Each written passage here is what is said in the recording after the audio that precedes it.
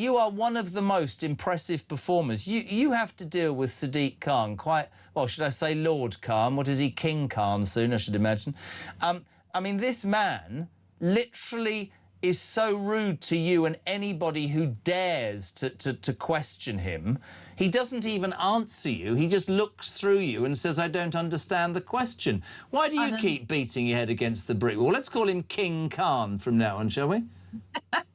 I do it because somebody's got to. These politicians need to be held to account, and that's my job. It's also my secret pleasure, to be honest. Well, there you go. This is GB News Originals. I'm Emily Carver. Please do give this video a like and subscribe to our channel for more content like this. And do leave a comment. Let me know what you think. The biggest regret is that I don't have enough time. People say, well, why didn't you follow that up with another question? But in Mayor's question time, we're only given a certain amount of time and then it stops. So you ask him a question, he'll go all the way around the houses, won't answer, and you don't have much time to come back to another question. But, you know, it's important that people like me do hold people like him to account. And the silent majority, I've thought this for so long, Jeremy, the silent majority are now getting fed up. We're the ones paying for everything. We've all looked after minority groups and, you know, sometimes to the detriment to the rest of us. But these minority groups are getting bigger and bigger and bigger. And I would suggest those of us that are the silent majority won't be the majority any longer. And who pay for everybody else? I mean, I'm as livid as you are, to be honest. I mean, Sadiq Khan, one thing I read about him overnight, he plans 900 more traveller pitches across London. What do you make of that? Well, I'm sure you know what I make of that. Should we call him Caravan Khan? That's getting better by the minute, isn't it? It's, there's all sorts of things I call him, which I couldn't repeat on your show, but... Oh, no, you can, trust me. Oh, no, I can't, trust me. Right. I don't have a job left.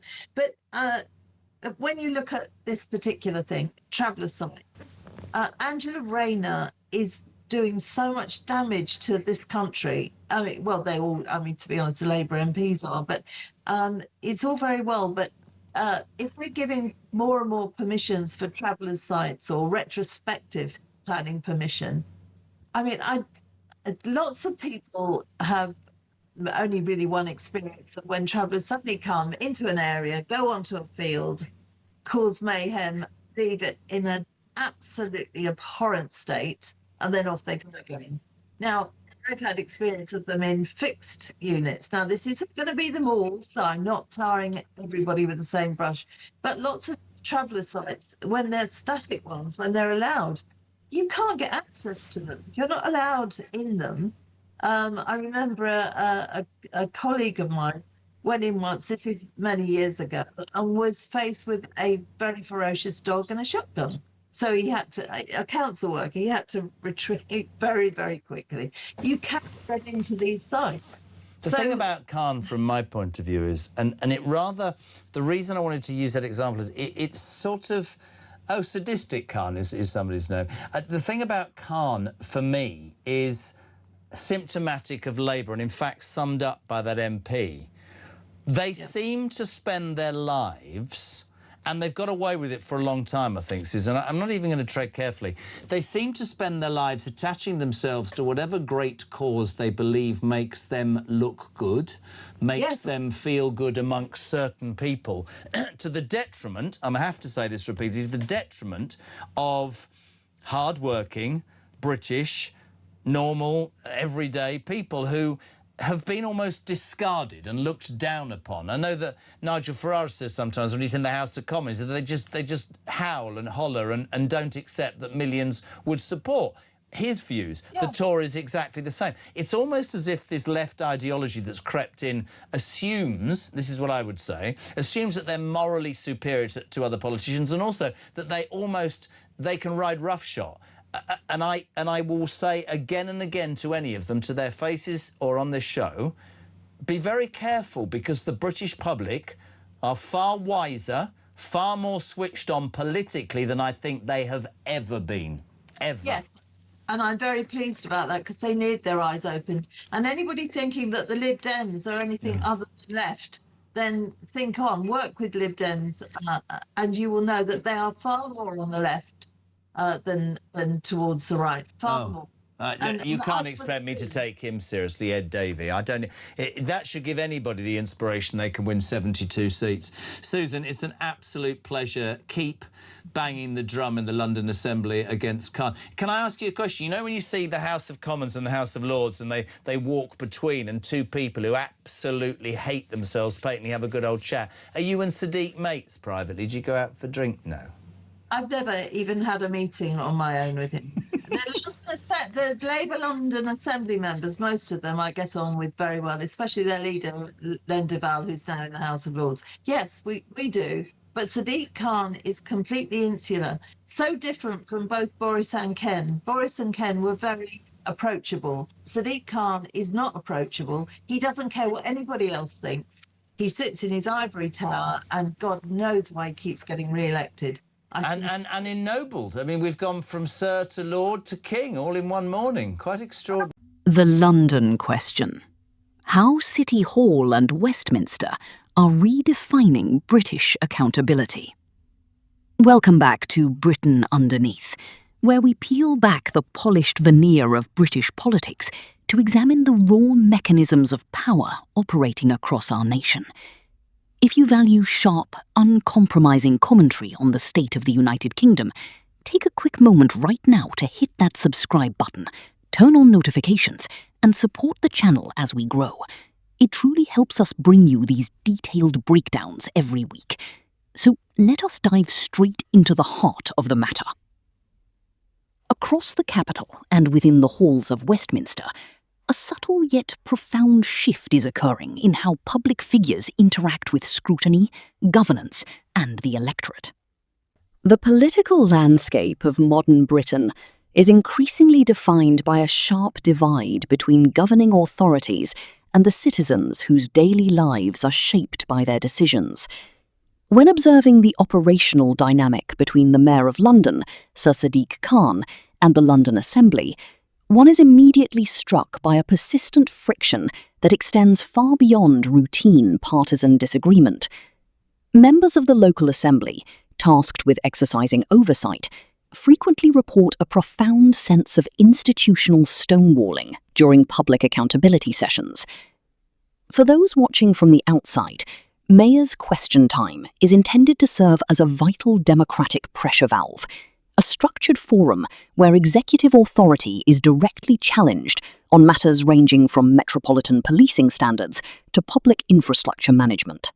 Yet, time and again, Assembly members find themselves navigating a wall of practiced deflection. Questions regarding policy outcomes, financial allocations, or community concerns are routinely met with generalized responses that appear designed to consume precious parliamentary time rather than provide transparent answers. The leader of the Conservative group in the London Assembly, Susan Hall, has repeatedly highlighted this dynamic, noting that the strict temporal limits of these sessions mean that evasive answers effectively neutralize the ability of elected representatives to press for meaningful clarity on behalf of the public.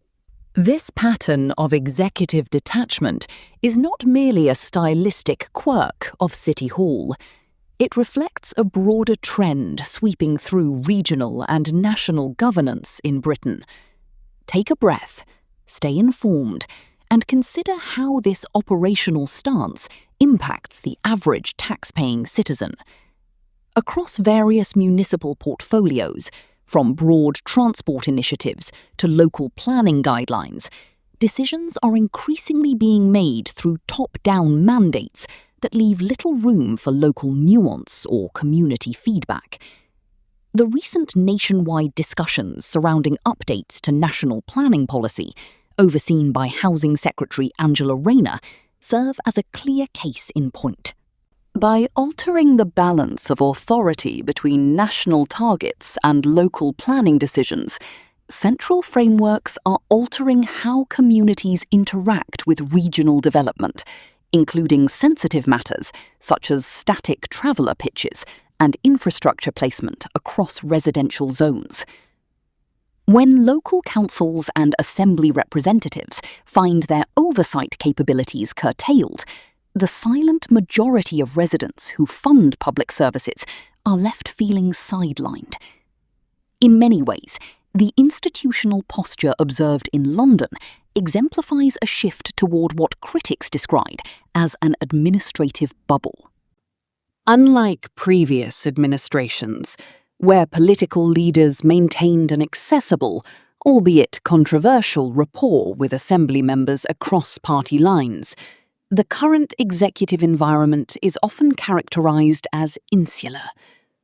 This distance creates an unfortunate paradox. While policy frameworks are increasingly justified through the language of public good and social fairness, the actual implementation often generates friction among long-standing communities who feel their everyday concerns regarding safety, order, and resource allocation are being treated as secondary considerations. If you are finding this analysis insightful and want to stay ahead of the critical issues shaping our country, please consider subscribing to Britain Underneath right now.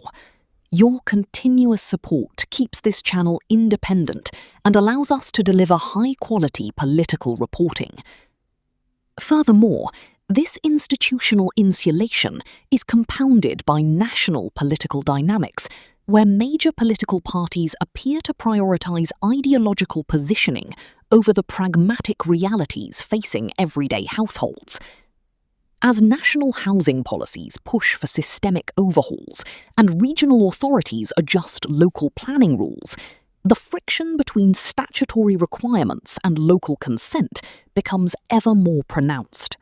For instance, when retrospective planning rules or modified environmental safeguards alter how unauthorised land uses are managed, the burden of adjustment falls squarely upon local communities. Residents who adhere strictly to planning regulations and contribute consistently to local taxation are left questioning whether the legal framework applies equally to all demographics, or if political expedience is creating a multi-tiered standard of compliance. The comments made by seasoned representatives reflect a growing awareness among the electorate that political rhetoric often masks a profound reluctance to engage with hard data and grounded feedback. Whether the topic is metropolitan public safety or the management of public funds, the public is demonstrating a far greater appetite for direct accountability than traditional party structures seem prepared to handle. The perception that governing elites operate from a position of assumed moral authority, detached from the lived experience of ordinary citizens, is driving a quiet but significant recalibration of voter expectations across the country. Ultimately, the health of British democracy relies upon robust, unyielding scrutiny at every tier of government. When key leaders choose to remain within comfortable administrative silos, refusing to engage openly with valid criticism from assembly members or the broader public, the governing consensus inevitably weakens. The ongoing debates within the London Assembly and Parliament serve as a stark reminder that public office is a trust held on behalf of the populace, not an entitlement immune from questioning. Thank you for watching this breakdown on Britain Underneath. Please support our work by subscribing to the channel, leaving your thoughts in the comments section below, and sharing this video to help us keep the nation informed. Stay tuned for our upcoming coverage, and we look forward to welcoming you back for our next publication.